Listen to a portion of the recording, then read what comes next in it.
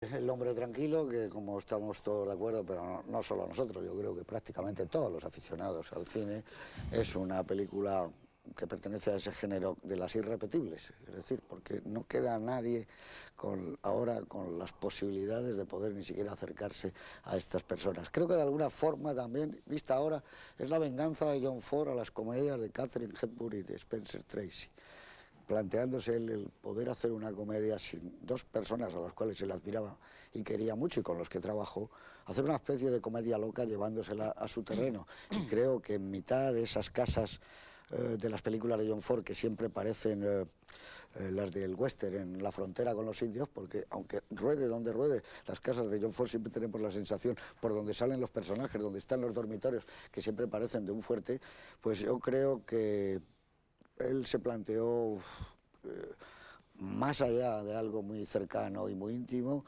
esa historia de duelo, de rivalidad, como decía Oti, de hace el amor y la guerra, de lo confuso, difíciles que son las relaciones, que aún podemos acusarle a cualquiera de ellos de machismo o de hembrismo, que a cualquiera de ellos son de una sensibilidad exquisita, en medio de un fresco de actores inolvidable, con Victor McLaglen, Ward Bond, Barry Fitzgerald, que es el mejor trabajo, yo creo, de su carrera, junto con aquel que hizo de párroco también en la película aquella, ¿cómo se llamaba?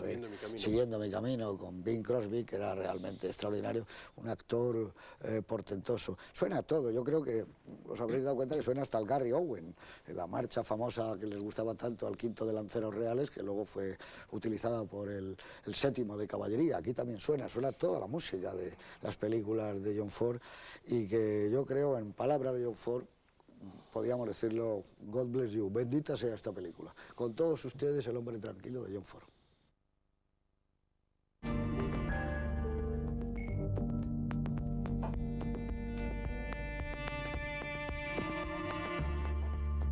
Bueno, aquí estamos, de regreso de Innisfree, que es un brigadón para los cinéfilos maravilloso. La película es del año 52, 1952. Yo podría decir exactamente la noche que vi esta película, en el cine que la vi en Madrid, Cine Benlliure, recién inaugurado, en la parte de arriba, y como nos habían comentado a lo largo de una semana o de 2 semanas, que había una pelea inolvidable que duraba casi 5 minutos en el colegio, pero a mí más que la pelea me gustó luego todo lo que había. Cuando llegó la pelea, bendita sea, pero nunca podré olvidar, yo nunca había visto eso en el cine, esa especie de saludo de los actores tan maravilloso y esa emoción que produce la película, cuando saludan los actores, cuando se les ve a ellos que están diciéndose a la vida, vámonos a la casa, eso es fantástico, eso es una sensación nueva. Pues el año 52, como noticia destacable nada más, que en Grecia, por ejemplo, por fin las mujeres obtienen el derecho a votar. En el año 52, cuando estaba planteándose, como decías tú, Oti, esta pelea. Y esa. Sí, es que es curioso que podríamos decir que El hombre tranquilo es una comedia, pero una historia de amor, ¿no? Perfectamente, ¿no? Sí, claro, se puede... es un prisma, ¿no? Se pueden coger muchas referencias. Se ha hablado de La fierecilla domada, que duda cabe que algún eco de La fierecilla domada existe dentro de la película, ¿no? Pero yo creo que en una película de Ford, la verdad es que resulta difícil clasificar las cosas que hay. Es una historia de amor, es una historia también de alguien que intenta recuperar algo que su madre le ha estado contando inevitablemente a lo largo de los años.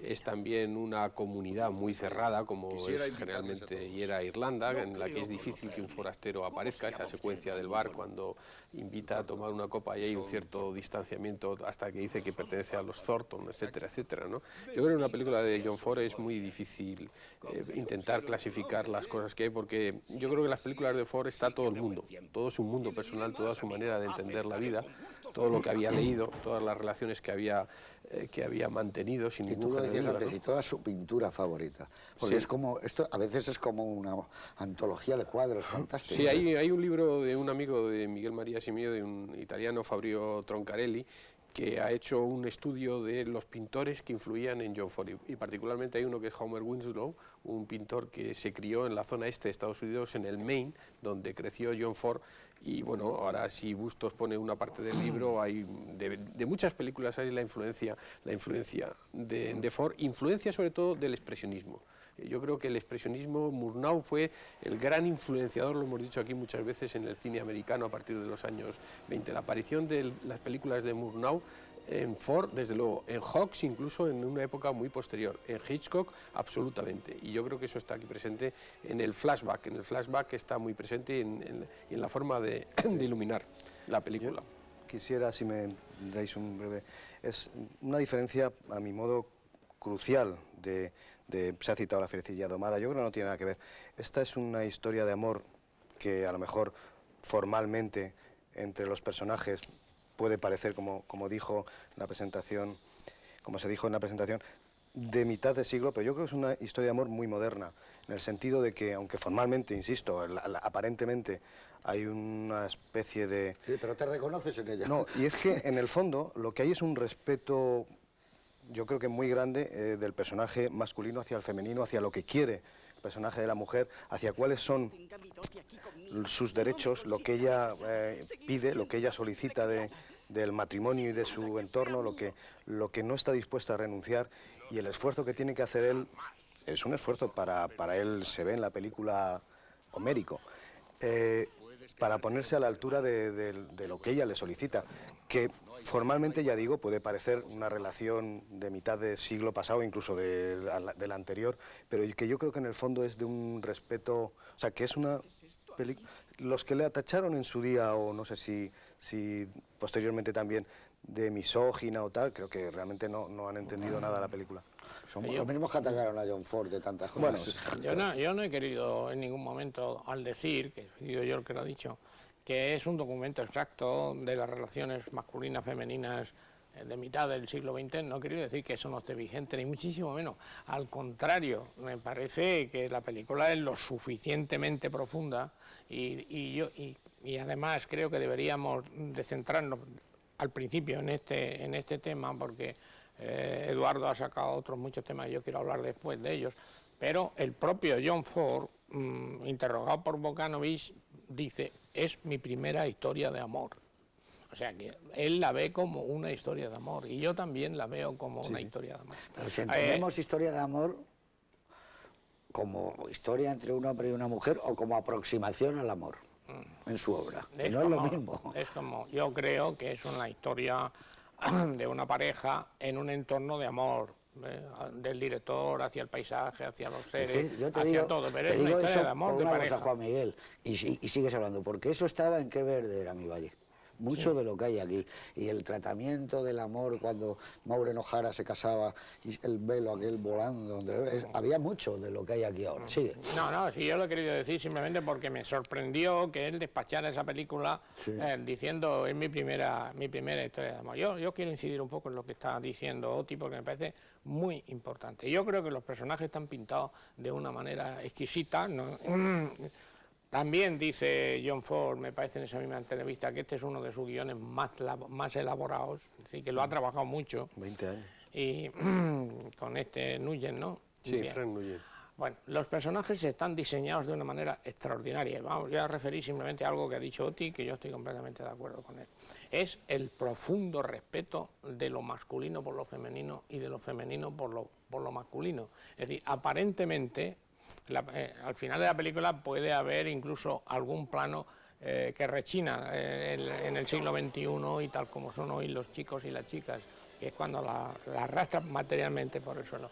Pero hay un amor profundísimo entre ellos. Bien, y voy a poner para mí un ejemplo de lo que es el cine mágico, que es cuando ¿cómo se llama? Thornton ve por primera vez a Maureen O'Hara. Yo creo que eso es un milagro. Es un milagro, sí. Si lo pudiéramos analizar plano por plano, daréis cuenta la maestría con lo que está hecho para que parezca una pintura, porque es una pintura, y pasa de un plano de John White con un árbol que está en medio inmenso, como las grandes raíces, que mira y ve un plano general de los corderos, con ella corriendo, y ella lleva un traje... Tú que das clase de guión... Sí. que la pueda ver solo, le dice, oye, no te importa, tengo que hablar con fulano. Dice Guardón, nunca se sabe de qué han hablado ni era importante, pero él se lo lleva aparte, enciende el zapato, enciende el zapato. Pero ahí cortaron una secuencia, ¿eh? Ahí cortaron una secuencia porque se lo llevaba porque el padre Lonergan es un jugador empedernido de apuestas y lo que pasa es que en la película, al ser más larga, cortaban ahí. En la película queda muy bien, como tú dices, de guión, pero el primer montaje había una secuencia inmediatamente cuando se bajan en la que el padre Lonergan, desesperado, le toma el pelo a Michael Infilm porque el protestante gana siempre en las apuestas y el sacerdote... Pero